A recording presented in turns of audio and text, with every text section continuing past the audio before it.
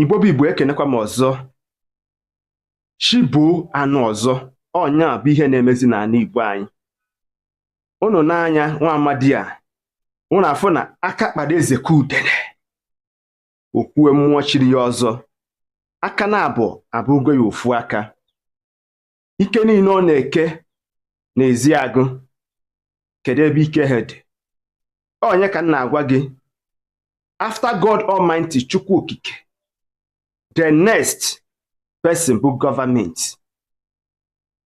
Onye anwụ na nga n'ihi na oyibo anabeghị, ka ọ na ọ na-anaghị anụ ya n'ọnụ ndị gboo.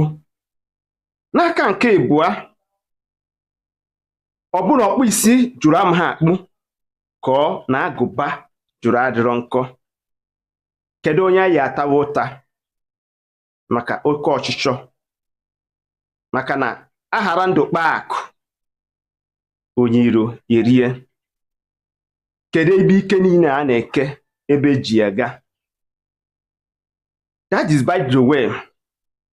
Oge gara aga anyị fụrụ ihe na-eme na Anambra steeti, ebe aka na-achị obodo Anambra ji ụmụnne anyị atọ.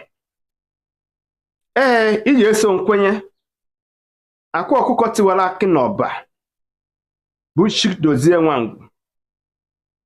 Ọ sị na ọ na-agwụ oke ite, which is na o kwetere. Ntị m aka ha ntị unu.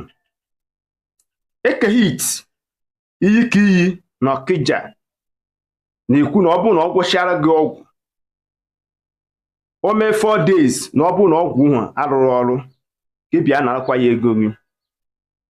Ikpete maazụ, amarọ m ebe onye eze Jizọs so o yi ịma mma. Agbara m na ọ bụ ụsụ, o so n'anụ enu ka o so n'anụ ana. In fact, mma sị na ọ dị confused. Ngwa na-eyichie million. Ihe ọ specialized bụ ime gịnị? Igbu ụmụnne anyị wee hiri ọda, wee hiwe ọta.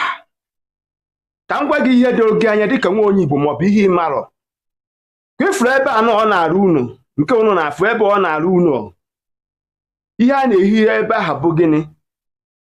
Ọta. Mana isi mmadụ ka eji wee hiwe ya bụ ọta. So ọ ga-abụ oge na-adịghị anya, o mechaa anya bụ iwe, ọ na-ewu n'ezi agụ. A na-agwa ya na nyanwa bụ ọka ome.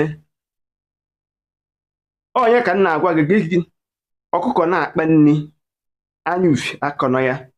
Asọkwọ ngị ede ebe dibịa, asọkwọ ngị agwọ n'ọgwụ. Mana be mindful whatever you are doing, and be assured that you will be accountable for all ihe ime n'ụwa.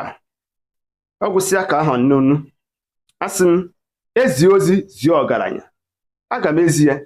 Mana asị mgbe ajụ bute ajụ m, mana atụ ịnụ nkịrịnka nkata, onye tara arụ amarago. Asị m nze zekwara ibe gị.